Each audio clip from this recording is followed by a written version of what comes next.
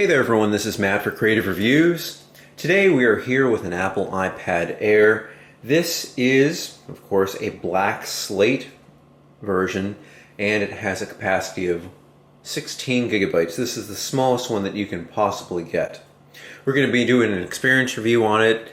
I got this last year after it was released, very shortly after it was released. So I've had this for a few months.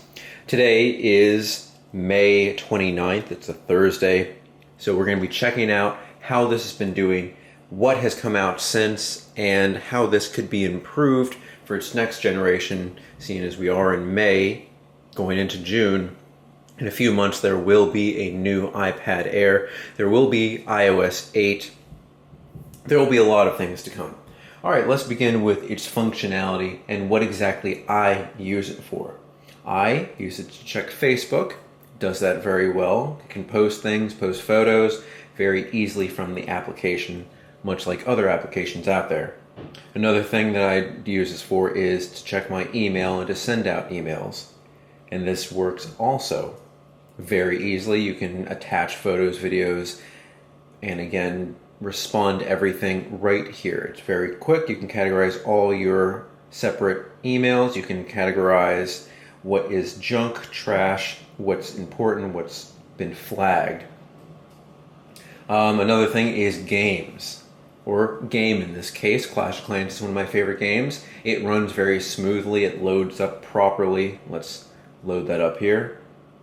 I have the sound turned off in the game because I found it a little bit annoying. But it's very quick.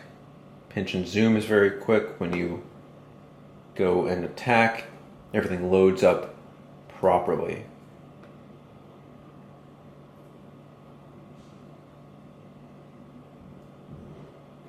So that works out great. And as you can see here, we're going app to app, and that process is really quick too.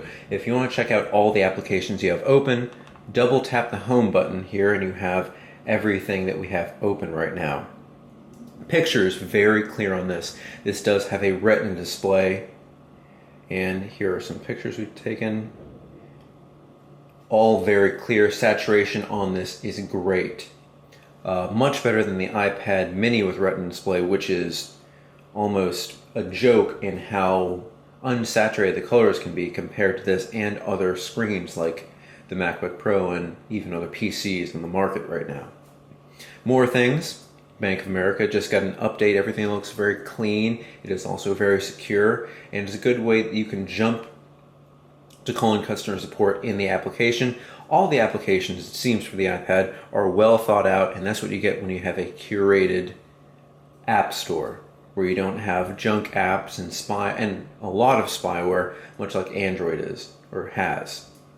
And that's why I do choose Apple over that. So when I know I get an Apple app, I know that it is going to work out fine. In addition to this, I use Instagram here. This is what happens when you have an Instagram app that is not optimized for this. What you do is you blow it up ×2 and it almost fills out everything, but not quite. And again, it's easy to post photos on here.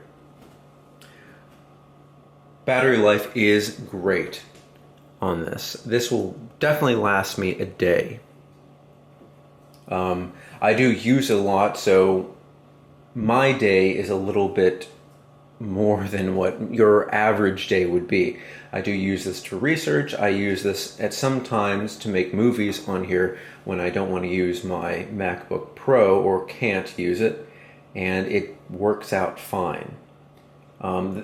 Unlike the MacBook Pro, when you're making an iMovie and that saps the battery a lot, like when I put up a 10-minute movie, it'll take out 25% of my battery. It will not do it here, and that's just because the processing power is different, and the power that's being allocated is a lot different from a performance PC like the MacBook Pro.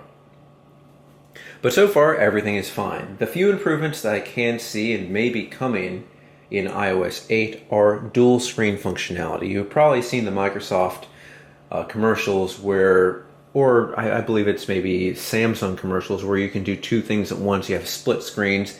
That is rumored to be coming here, and that is going to be something that I'm looking forward to, so I can have two different things open. And I mean, I wish it would work on all the apps, but you know it's only going to work for certain apps, like maybe put your calendar here and your video viewer here. But honestly, I could use it a lot. And however way that they make that work, I would love to see that happen here. Let's check out the speakers, because the speakers are good, but I found myself using my Bluetooth speaker more and more. Let's listen to a little advertisement by Beats by Dre. This is pumped up all the way.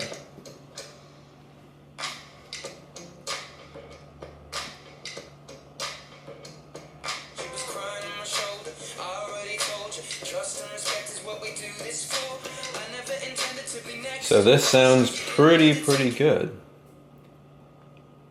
Now, that being a music video, we can't continue with that, but let's take a listen to something that I subscribe to. Let's see.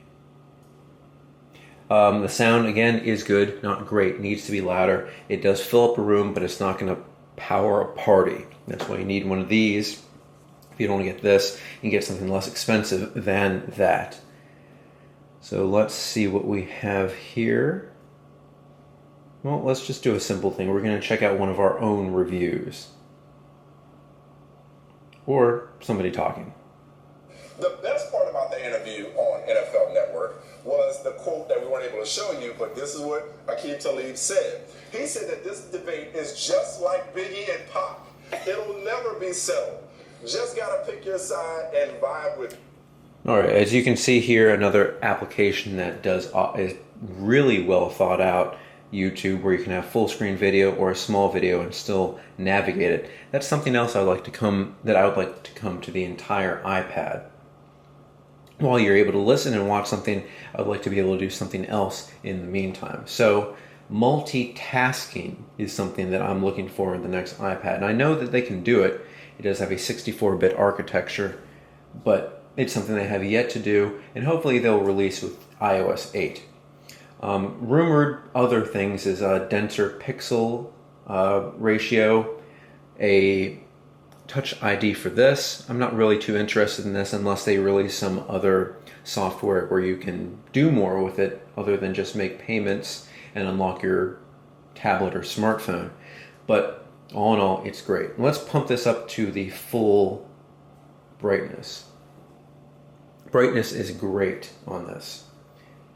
Again, I've enjoyed my time with this. I'm ready for the new one because I am always ready for the new one. But if you're looking for a solid tablet to not only consume but to produce, you can use GarageBand, iMovie, manipulate photos with Photoshop. You can draw with Paper by 53. You can do a lot of things. So although these tablets, as they are now, are more consumer devices, they're bringing out more and more features that make them producers of content. So that is what's going to go next. Keep a very close lookout for the new Microsoft Surface 3. That's the direction where this is probably going to go, with the screen increase and a more integrated keyboard in some way. So just be on the lookout for this, but for now, this is a great device. If you find this on sale, I do recommend it. And like I said, I'm perfectly happy here with a 16 gigabyte version.